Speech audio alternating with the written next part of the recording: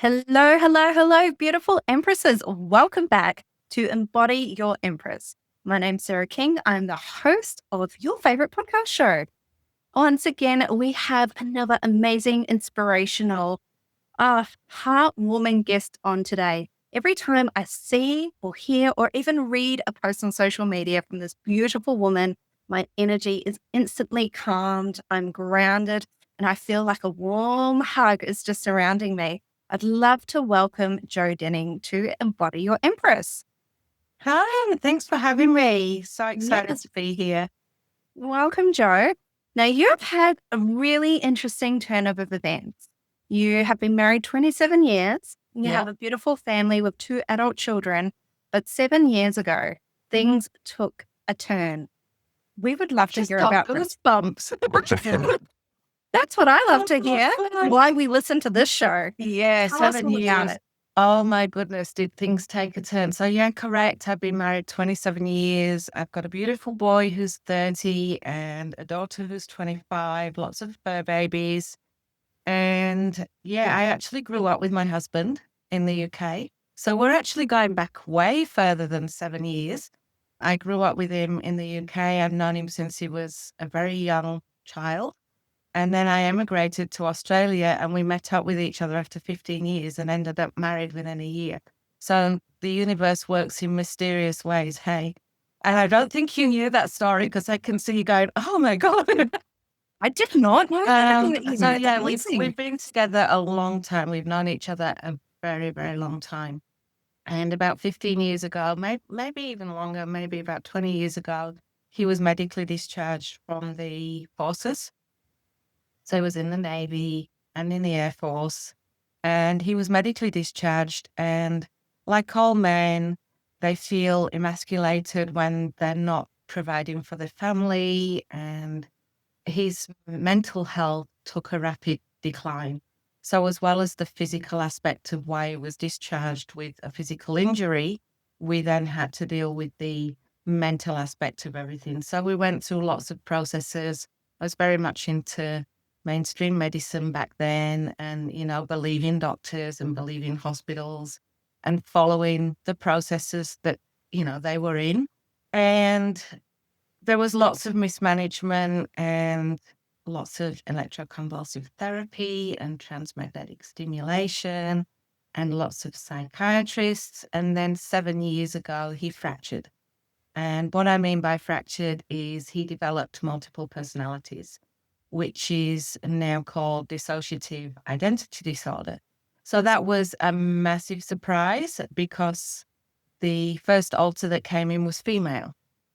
And I was wondering, oh my God, what the hell's going on here? I've known this man all my life. And all of a sudden, I'm finding skirts and dresses and ladies' items, knowing full well it wasn't an affair.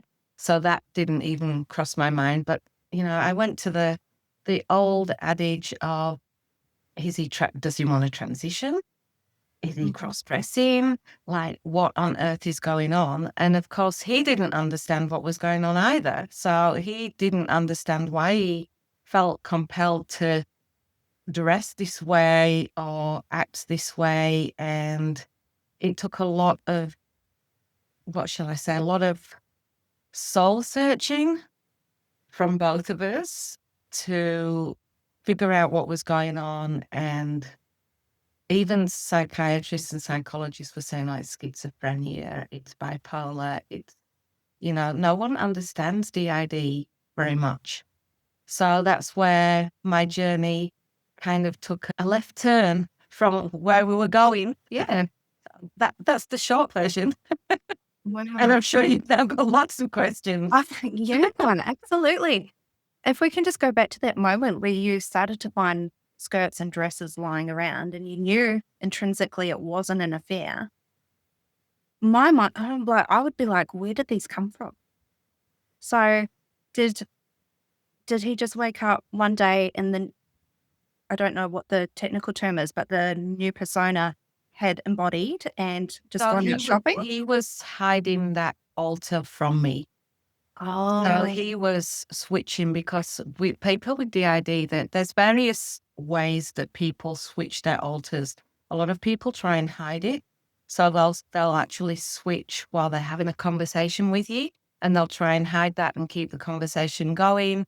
And because they're embarrassed by it, or they're not sure what's going on, or whatever their reason is, I think everybody's DID is different. And because he could, what he calls his alters phasing them in. So he would phase that alter in and literally take a back seat in his mind and allow that alter to come forward. And her name was, well, is Dawn. She's still around. God love her. She's my bestie.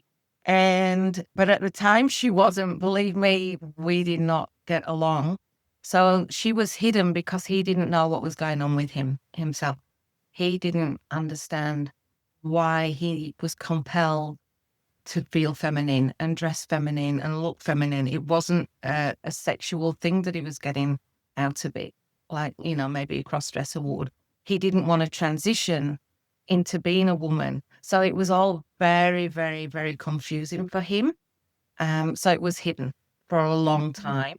And that's something that obviously he had to deal with. And in the background, I'm running a full-time job, running teenage kids, and nobody knew what was going on. We just knew that his mental health was declining rapidly.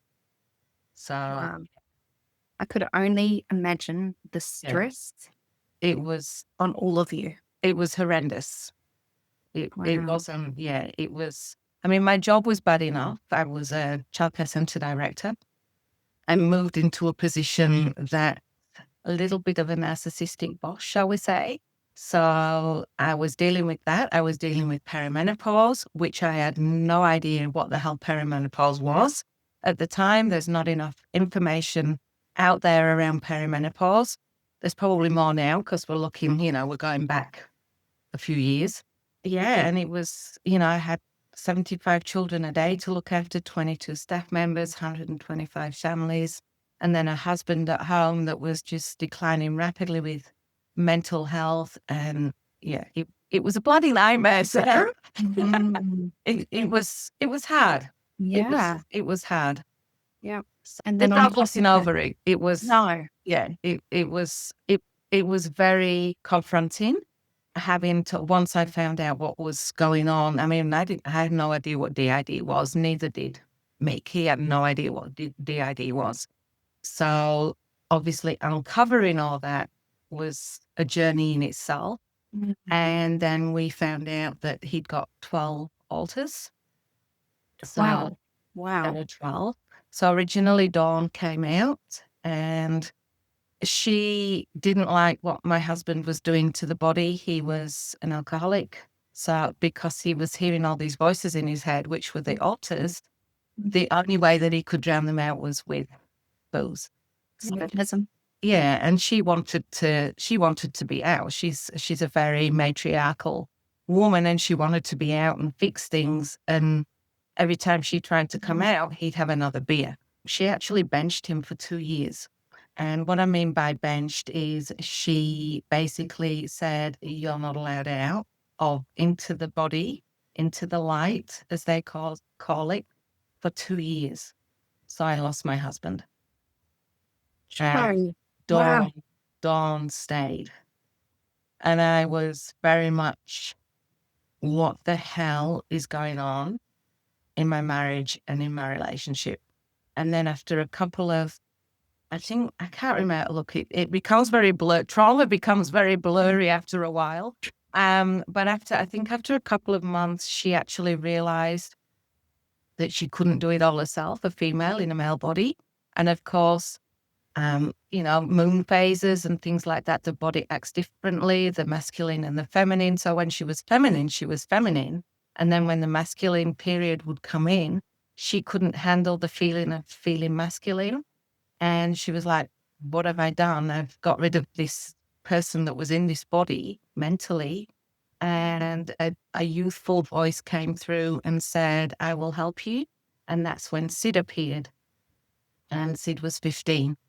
So he was the first male back into the body. So then I was working with 2 weeks of Dawn in a feminine phase and 2 weeks of Sid in a masculine phase. For 2 years? Other people appeared over that 2 years, Okay. but it was 2 years before my husband was allowed out back Oh my into the gosh. body. So, Okay. over that 2 year period, obviously we were seeing psychologists, a really, really good talk therapist, psychologist, which I think is very advantageous for anyone going through something like that. Psychiatrists, I'm not very keen on. It's a personal opinion for the sheer fact that I feel that they pick up the prescription pad the minute you walk in, whereas a psychologist can't prescribe. So they have to dig deep. They have to look for a root cause. They have to find out what's going on inside the body. So over the 7 years, I've still got Dawn. We now have Roxy. So I've got two females. I have my husband who is called Flash. We call him Flash just to differentiate between the males. That was his Navy nickname. And then I've got Mick and I've got Sid. And we did have 5-year-old twins who came out into the body. So I've actually physically met my husband's inner child, the male and the female aspect. And we gave them a birthday. They never felt loved. They were the ones that held the trauma, the littles, as they're called. And they were the ones that held all the trauma of the body. And when all the trauma was uncovered, that's when the fracture started. And yeah, me and my daughter gave them a birthday party when they turned 6. And then after that, they said that they felt love and they didn't need to come out anymore.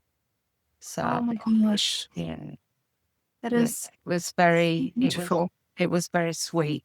And I feel blessed that I was chosen to be their safe space and that they felt safe enough to actually come out.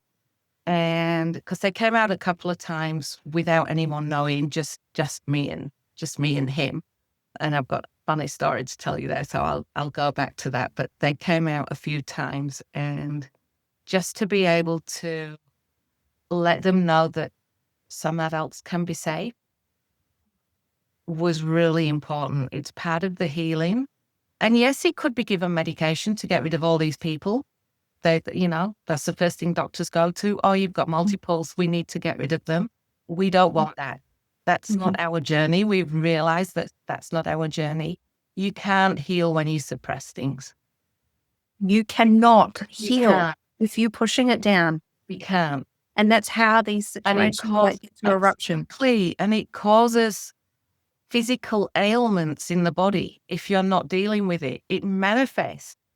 Absolutely, 100%. So we both spoke about it, and as much as it was traumatic to go through, in the first instance and learn all these things, we found a way of making it work. Wow. And we hid it from my parents first, and then we hid it from the kids, and then the more we then opened up about it, the easier it became. And now we tell everybody. Everybody knows. All my friends know. Everybody knows. People will pick up the phone and go, I'm coming over. Who's in? And it's like, oh, it's Mick's here this week, or Dawn's here this week, or Sid's here this week. Mum will pick up the phone. She's 84, God love her. She'll pick up the phone and go, who have we got this week? So it's been so accepted by everybody around us. And had we not spoken about it, we would both be carrying that trauma with us still and hiding it, or he would be medicated to push them all down. And we didn't want that either. So, but the story I was going to tell you was when Jay, the young boy that came out, this Jay, and Kizzy, the female, and when Jay first came out, we were in my bedroom, and whoever's in the body basically goes into like a meditative state with frequency music and is able to then transition the other person into the body. So it's like a meditation, and then they wake up and that person's in the body. So Jay appeared, and of course he was a 5-year-old child. The last time he was 5, it was 1976. He was still in 1976. Wow. So you can imagine even waking up in a bedroom with the different television. We'd gone out and we'd gone out and I keep going off on a tangent, don't I? we'd gone out and bought toys because I asked why the twins wouldn't come out. And one of the answers was, there's nothing for us to do. Okay. That So makes I sense was for a like, 5-year-old. Yes. makes sense. So I was like, right, Granny Joe's on the job. So we went shopping and we chose Barbie dolls and colouring books and cars and all those things that a 5-year-old wants. So I had a big bag of toys and lollies in the bedroom, and he woke up and, the first thing he's looking at the telly and he's like, oh my God. We did not think this through, by the way, at all. We didn't. It was just like, oh, bring in Jay, he'll be fine. Well, I don't think any psychologist or psychiatrist would think, when was the last time they have been out in the world? Let's No. accommodate for that. No. Like, that could be a massive assumption, but Yeah. I don't think that would be the first thing people think of. No, we were just like, let the twins come out and play. Like, that was our thought. Let the twins come out and play. And yeah, so he came out and he's looking around the room, which was, fair enough. And then decided he wanted a lolly. So of course the tastes. Then he sat in front of the mirror and was laughing at himself and started counting his teeth and going, that one was missing, that one was missing. And I was just sat there going, oh my goodness, this is just fascinating. Like, it's just incredible to watch something like that. Mm. And then we played a while. And then I said, okay, I think that's enough time for now. It's time to go back. And it was Roxy that phased Jay through into the body. And he said, all right, I'll go. And I videoed it as well for the other alters to watch because they see themselves. So I videoed it for them to watch. And I said, okay, you need to lay down now and you need to meditate and, bring Roxy back into the body. And he's like, okay. So he laid down and I can still envision the whole scenario in my head where we were and what we were doing. And then I put the music on and he laid there, his eyes were closed. And about 5 minutes later, his eyes were opened wide and he went, what's meditate? In the 70s, it was so out there, right? You're living No on idea. meditating. No idea. So my first instinct was, shit, now I'm stuck with a 5-year-old in my husband's body, because how do I explain meditation to a 5-year-old? Yeah. Like, oh my God, what have we done? That was my first instinct of, what have we done? Wow. And then a little bit of ooh, anxiety. I was like, just close your eyes and go looking for Roxy. Anyway, long story short, he found her and she came back in the body. And when she came back in, she went, that was horrible. It was like running around a supermarket for a lost child. She couldn't, in her head, she couldn't find him to do that swap over. So yeah, it's incredible stuff. Hey, it's just mind blowing, absolutely mind blowing. And yes, people, this is a real story. Yeah. Yeah. Well, you guys made, there's so many questions. I'll just go with the one in my mind right now. So you guys made a choice to do this in a holistic way rather than going down a traditionally medical path. Yes. Like, in a traditional sense, has there been much research done about DID? To be honest, I'm really not sure. It seems whenever we talk about it, no one knows about it. Mm-hmm. The first step, which is why we openly discuss it, because mental health is so hidden. It doesn't matter what mental health issue you have, it's still hidden, and it shouldn't be, whether it's anxiety or, whether it's DID or anything at all, from the lowest to the highest in the mental health spectrum. It should not be hidden. And the one thing that really pissed me off about psychiatrists is they want to hide things. They want to dull things down. They want to fix the symptom and not the root cause. And that really annoyed me. And yeah, so once he had the alters about 3 years before I came upon bioresonance frequency therapy, which is why I do what I do, and working with frequencies and the energies in the body. But until then, we were navigating a broken system of people wanting to throw medication at it. And he's like, I don't want medication. He'd been addicted to OxyContin because of the pain that he was in. So years previously, not only was he an alcoholic, but he was given OxyContin for pain. It was discharged from the forces because of his pain. And he thought he'd got his life back because OxyContin is amazing for pain until your body gets used to it. And then your body wants more of it. And then your body wants more of it. And he got to a point where he was having that much OxyContin, he should have literally been dead and had to go on a methadone program to come off it. So the psychology behind all the medication that was being thrown at him, he was like, I don't want this. This is not what I want to do. I don't want to put that in my body. I want to figure out what's going on and how I can heal and change it without going down the track of just dumbing everybody's voices and getting on with life. So yeah, it's because I could imagine if he chose the traditional medication path, like that would be a massive grieving for him then, because those parts of him would be gone. I would say so now. We lost what there's a couple of some of the altars are like what we call the higher altars. So it's like your soul spirit and things like that that don't come into the body.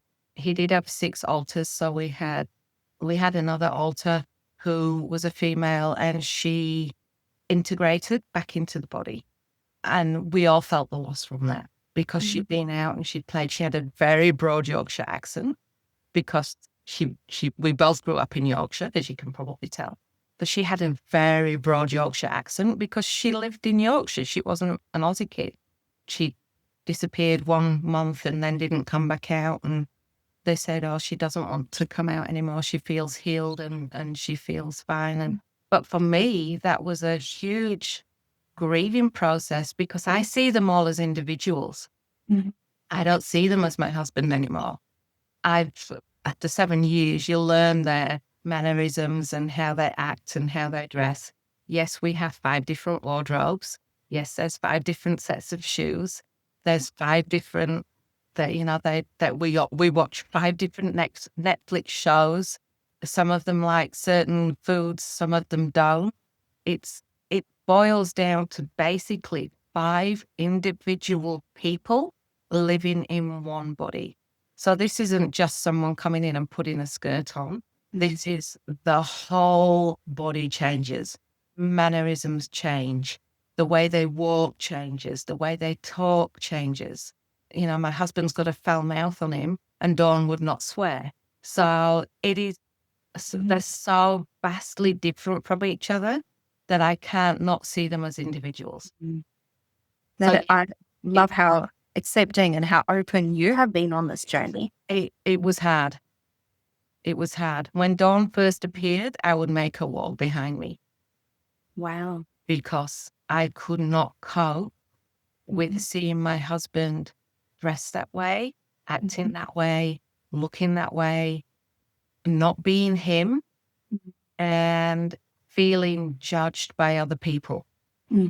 And there's been a lot of growth from me over the years because I always thought that I wasn't a judgmental person.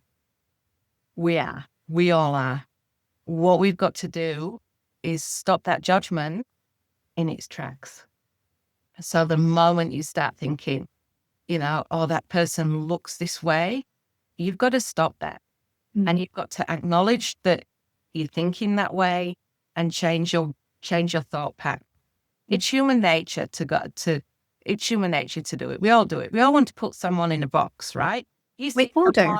You see a male in a skirt, you put them in a box. They're a cross-dresser. You feel much happier. They're transitioning. You feel much happier in your mind that you put them in a box. You've been able to categorize them and you can get on with your day. So it's human nature to do that. So I was very much like that. And that was really intimidating and scary. And I could say what I wanted about my husband to my husband.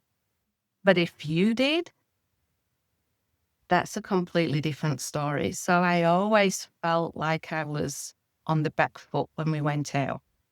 I was always watching people's faces to see what they were doing, waiting for someone to say something so that I could go in and fight. And my cortisol levels were through the frigging roof because I was living in a fight, flight, freeze response the whole time. Every time I went out with them, I was living that way because I was waiting for someone to say something derogatory so that I could protect them.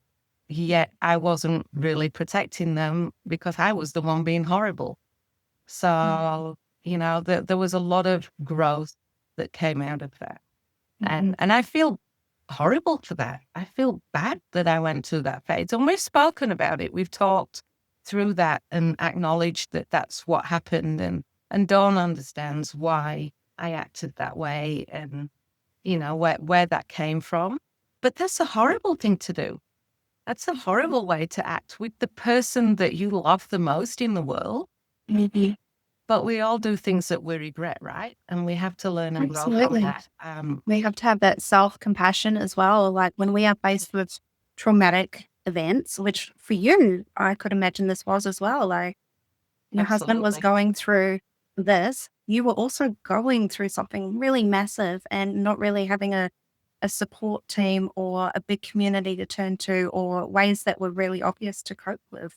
Yeah. So what did you do to move from that part of Joe, who was not so accepting? I was saying, as you say, so moving from bitch Joe. We've all said things that are not so nice, being completely bitchy, and then we have had that growth journey ourselves, and there's normally a process there. What did you do for Joe? Oh gosh. Look, I think my turning point was being introduced to bioresonance therapy. I'd already looked at it. So it's energy work. I'd already looked at Reiki and things like that. We're big believers in the universe. And especially now we've had all this stuff thrown at us. We're like, come on, guys, something's happening for a reason. We believe that, we chose this before we came back down. We were kind of like, oh, look, let's go down this time and you be 6 people and I'll be 1 and let's see how that works out. Like we choose our path. Not that we understand why on earth we chose this way. Sometimes I ask. I know. What are we doing? Yeah. What are we doing? We look at each other and we go, why the hell did we choose this? But we know now that there's a reason for it. So we're just kind of going with the flow. But I was introduced to bioresonance frequency therapy, which is the technology that I was introduced to was the AO scan by Solex. And my friend introduced me to it. And she said, this is absolutely incredible. It records your voice. It can analyze what's going on inside your body and tell you where to make changes and, like food sensitivities and things like that. So I went, okay, let's have a look. She showed me it and I was like, holy crap, this is amazing. And I purchased it on the spot. And as a type POM, that's something that I never did. Never. I always do my research. I always go, it's too expensive. And, the whole motherhood thing comes in. We can't afford it. I'm running a house, blah, blah, blah. And I actually just went, I'm all in. And I have got no idea why. I do, because we're guided that way. But at the time, it was like, what on earth have I just bought? And I brought it home and I started playing around with one of the scans, which is called the inner voice scan, and it's emotional balancing. And what it does, it records your voice. It tells you what's going on inside your body. So you get a report, tells you what's going on inside your body. But the main thing that I love about it is it gives you 4 MP3s that you listen to that is sound healing. So like you do your bowls, we know how valuable sound healing is with singing bowls. When you're with in a room full of people with singing bowls, or even on your own, and you feel calm and you feel amazing, you're actually not sure which frequency is doing that for you, right? It could be any one of those bowls that is actually helping your body come back into homeostasis. Mm-hmm. With the bioresonance therapy, these tunes are specific to your body based on your voice, because your voice carries all your thoughts and all your emotions and everything in the way that you speak, like a lie detector test.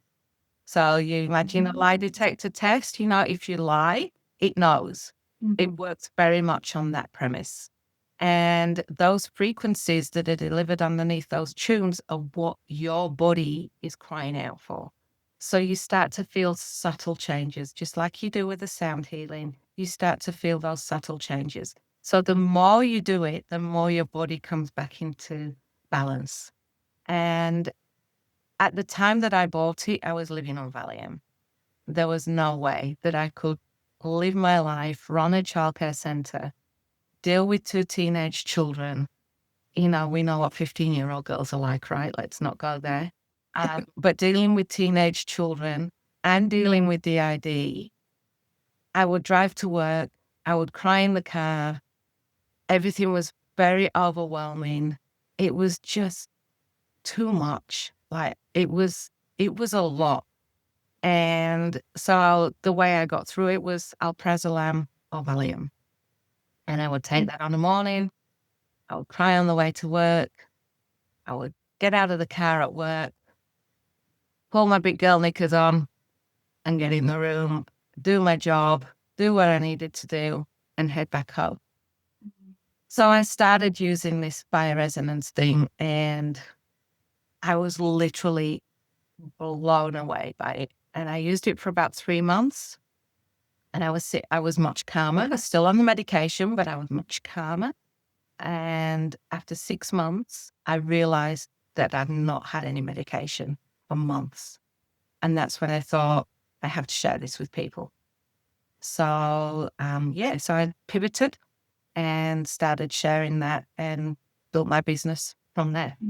Wow. Yeah, What an so amazing that's the tool. main scan that I work with. It does lots of other stuff. There's homeopathics, there's tuning forks in that. Like it does lots. But my main focus is people's emotional health. Because if we don't get those emotions sorted, we're never going to get the physical sorted because it feeds off each other. Absolutely. Yeah. And like you say, crying in the car, everything overwhelming, the struggle. And for you, it wasn't just a short period of time. That was a really long period that you were going through the mud.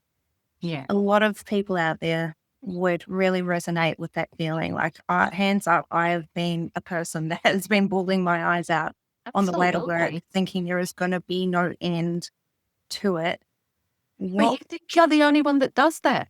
You don't. You think you're the only one, and you have Why has everybody else got their shit together and I don't? and you have to put on that brave face before you get out of the car, and you have to wipe away the tears, put on the fake fucking smile. Yeah. And I used to do like a 5-minute meditation chant before I'd get out of the car to hype myself back up again, because no one could see me absolutely falling apart. And you know what? That is life. Yeah, absolutely. Things get thrown at us, and no one is ever at 100% all the time. No matter what you see on social media or the great coffee chats where everything's going amazing for someone, there will be something, or at times there will be something that absolutely falls apart. We've all got some sort of trauma as well, whether it's from school, whether it's from bullying, whether it's something happening with children's health, whether it's husband's health, whether it's your own health, whether it's workplace bullying, bad bosses, horrible job. Like we have all got something shitty going on, and life is not perfect.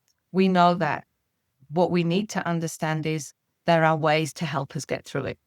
Yeah. And if we stick in that trauma mindset, then we're never going to get through it.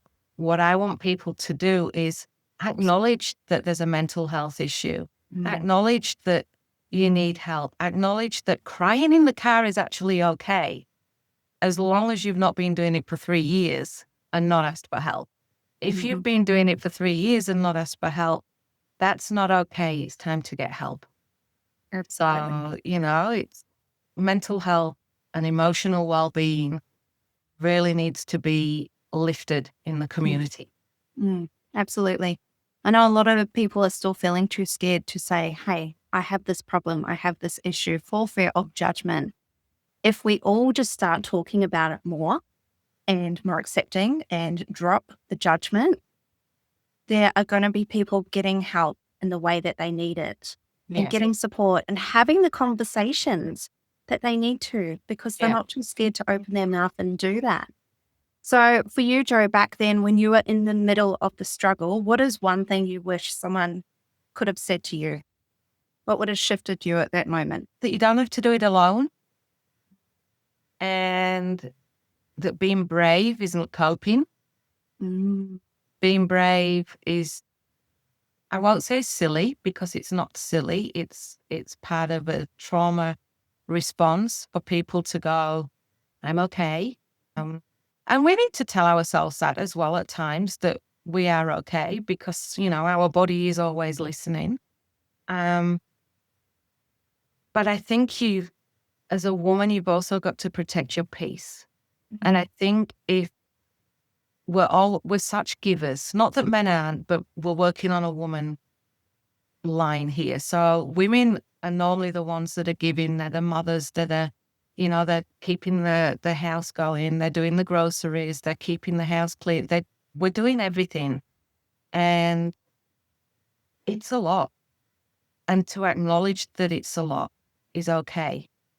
And to actually say, I just need 5 minutes. How many people listening to this podcast go to the toilet with a child on their ankle, or a child knocking on the door? Jesus, mine's 25 and still somehow manages to find me in the bathroom. So I was just yelling that the other day. I just need to go to the toilet. 3 minutes, people, hold it together. but we need to be more firm in that. When we're not actually doing our families any favors by doing everything for them. And we're not actually, what are we teaching our girls? What are we teaching our children?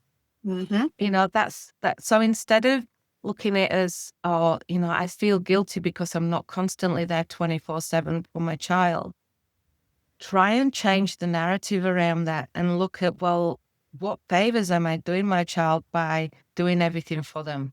Because if you reflect it back that way, then you feel more empowered to actually go, you know what, you can just sit there for 5 minutes and be bored for 5 minutes while I have this really nice cup of tea and put my headphones in, or go to the toilet, or have a nice long shower, just something, because children also need to have that space as well. So, Absolutely. Yes. In one of my other interviews with Dr. Catherine Murray, who's neuroscience for children, she said it's so important actually for children to be bored, to learn these behaviors at that moment. And I was reading the other day, it's actually so important for children to have that behavioral expectation laid down as children, rather than letting them get away with everything and how they're treating you. If you don't want to have an adult child at 35 that doesn't pick up the phone and call you and check in on you or say happy birthday to you, don't let them be the children that do that. It starts at that age. And I'm all for, like, my motto of parenting is, I'm not here to entertain them. We're a family. We work together. We can play together, but I'm not here to entertain. We're here to build life. So let's build life. Yeah. Oh, beautiful. Joe, I just open communication as well. Always open communication. I think with any family, don't bottle things up. Things got so much easier for me when I started speaking about how I felt. And it wasn't said to make people feel guilty. It was said so that I could hear my own voice and heal myself. I feel sad, or I feel angry, or anything like that isn't made to feel someone else, make someone else be sympathetic, or, oh, I'm really sorry, oh, I feel bad I made you feel that way. It wasn't done for that. And we need to make sure we use our voice and communicate with the people around us. Absolutely. It's not manipulation. It's not a shaming technique. Oh, And we're expressing our feelings. and I think we hold it in because we don't want to make others feel guilty. You know, like Sarah, when you said that, I actually felt really whatever.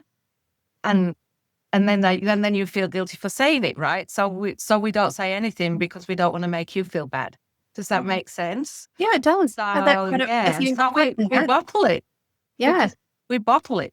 we do. We repress it down. But if you actually offer that up, it gives reflection to the other person, and they can take that and run with it. They do it. It's to them. Now, before you were saying, Joe, I just wanted to come back to this before we finish up. You didn't see your husband for 2 years. What was that like for you? When he first came out, or not seeing him?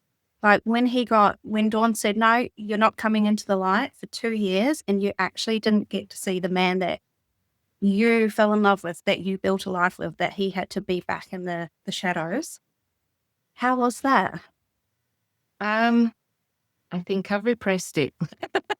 Okay. I've gone through it, but at the time, I don't there was so much going on.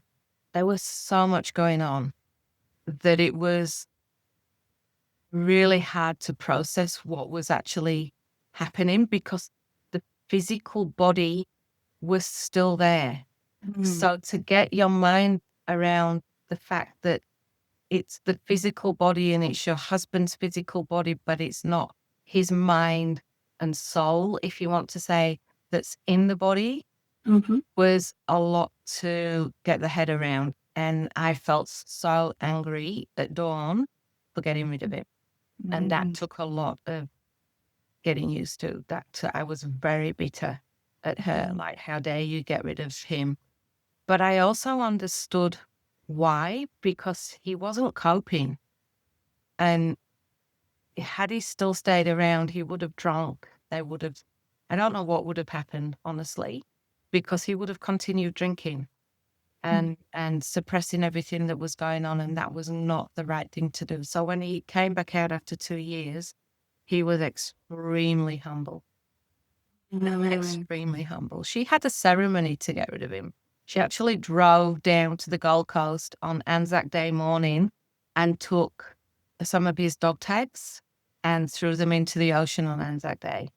Yeah, there was a whole ceremony around it, and I was very angry about the fact that that's what she was doing, because I didn't marry a woman. I didn't want a woman in my house. I don't want to be with a female housemate.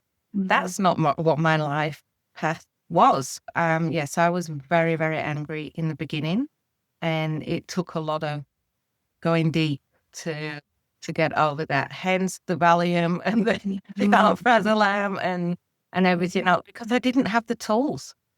There were no tools for me back then. I've had to go searching for all these tools to help us, because I didn't know anything about alternative practices and Reiki and, energy healing and all, and sound bowls. And 7 years ago, I had no idea. I was very mainstream.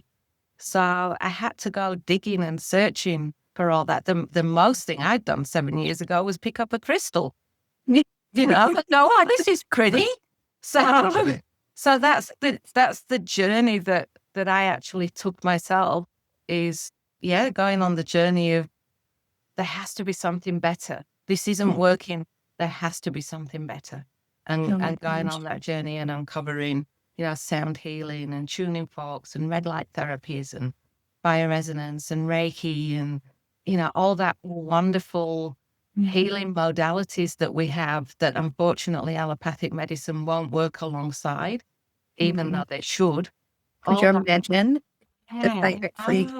homeopathy and naturopathy, and it's just, there's so much amazing stuff out there that people can use alongside normal medicine or no medicine or whatever. But search, people. Just don't accept one answer. I think that would be my advice to anyone. if the answer doesn't feel intuitively correct, go looking. Because we all have that innate wisdom and that innate intuition. And you walk in somewhere and a doctor will say, I'll just give you this. And they'll hand you a prescription and your stomach will go, I don't want it. But you take it, you take the prescription, you go and fill in the medication. I've done that so many times. Filled in the script, got home, put it in the drawer, never taken it. Because intuitively, I was like, I didn't go for that. I don't want this. There has to be something better than just reaching for a tablet. And you go and find that better thing rather than just going, I'm going to put it in the cupboard and do nothing. Yeah. You go and find it. Go and look, go and do your research. Go back to your doctor. The amount of times I've gone back to my doctor and she's gone, how are you going on that tablet? Oh, I didn't take it. Why didn't you take it? I didn't want to take it. It didn't feel right. Listen to your intuition and stick up for yourself. Absolutely. That is the best. Be your own advocate. Absolutely. When it doesn't feel right in your gut, question it. Don't just go, yes, okay. Yeah. Wow, that is amazing, Jo. We could do with another podcast. And I was just thinking that. I'm like, we might need to talk about it. Oh my goodness. I haven't even asked half the things I wanted to ask. But to quickly mention, before we wrap it up, we met with the Mums in Business local networking group, which you are running now in the local area. And I'm so excited that this journey has led you on this path where you've met so many amazing people. And I also love that you brought Dawn along to one of the groups one time, and you were you said to everyone, hey, everyone, Dawn's coming along. So, they'll be hanging out, having a drink over there. And it allowed a conversation to happen. And that's when you explained so many more things about the twins coming out. And you really do lead everything by example. You're out there, you're talking about it, you're empowering women to have these beautiful conversations. And I just love that you walk your walk in such an authentic way. Thank you. I appreciate that. Yeah. That's really lovely. And MIBS is amazing. It's great because as a businesswoman, you're very isolated and you don't have to be a mom to be a Mums in Business. Let's just get that straight. First, straight off the bat, Mums in Business International was primarily created for mums in business with children because Leona Burton, the founder, the CEO, couldn't find out. She's got 6 children. She couldn't find any way that allowed her to network and take her children with her. So she created this phenomenal space for women to get together, bring their children, network, not feel isolated, create community, create connection. And we're in, I think, looking at my notes, we are in 160 countries. Let me look. 160 separate local community groups, 70,000 women in the global community group, and 9 countries across the world at the moment. So there's some women impacted. That's some massive empowerment that's going on. So wherever you're listening to this podcast, there will be a local Mums in Business networking group in your area. So easy to find on all the socials. Yeah, that we're around. MIB International is your best place to find people. But if you want to be empowered and go to networking events and take your children and see amazing guest speakers like Sarah, who's coming to my next one. I can't wait. Oh my gosh, I'm so excited. I'll be talking about Wild, Wise, and Loved, the new era of feminine freedom, live in relationships, whether it be romantic, business, your relationship with yourself. Excited to share with this. It's amazing. And that's another thing that these groups do is just enable us to get our stories out and share and empower women and in a safe space. Where if your child's running amok, there's another woman there that goes, it's okay, honey, sit and have your coffee. I've got this for you. We all just, I love my MIBS. I love the Mums in Business groups. Never thought that I would be a leader. My first meeting, I walked in terrified.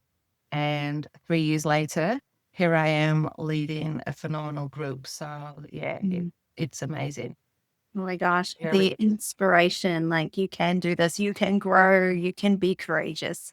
Oh, absolutely. So good. Absolutely. I'm living proof of it. I'm the one that, someone would invite me somewhere and I would want to go, but my anxiety would be so overwhelming that I would either get a migraine or I'd vomit. Mm-hmm. And I know that feeling. Yeah. I felt so physically sick in my stomach before going to my social events. But you want to go. I want to go. It's the growth capacity. I breathe through it, get to the point where now I actually enjoy it. It's okay. And so we all know many of us have been in that situation, turning up to things. So always reach out, especially if you're nervous. Like the best thing is to be like, hey guys, I'm feeling nervous. Everyone can welcome you in. Everyone can share their stories with you. Absolutely. Very good. Now, Jo, if anyone wants to connect with you, I'm going to put all your socials in the show description. Yep. And thank you so much for joining us here on Embody Your Empress. Very welcome. It certainly went off on a tangent, didn't it? We were talking in the background about what we were actually going to talk about. Then I think we spoke about and to speak about, because the dog just goes off on a tangent as always. But I think it's really important to get the story out, that not my story in particular, but a story that every family is different and every person is different. And we just need to be accepting and live with love. And it's all about the love. Like that's what life is. It's about the love. And if you come from a place of love, everything is much nicer. So get rid of the judgment, including the judgment on yourself. Mm-hmm. Love yourself. Mm-hmm. Give yourself time. Even if it's 5 minutes a day, ladies, you need to give yourself time. And honor yourself. And then you can be the empress that meant to be. Absolutely. Honor yourself. If anyone has any questions for Jo, put them on my socials, because if everyone has more questions, we can come back to a part 2. I reckon we should do a part 2 and actually talk about what we were supposed to. That sounds like a good idea. We'll bring that episode to you guys. But for now, we're going to say goodbye. Thank you very much. Thanks for having me, Sarah. It was an absolute blast, and I will chat to you soon.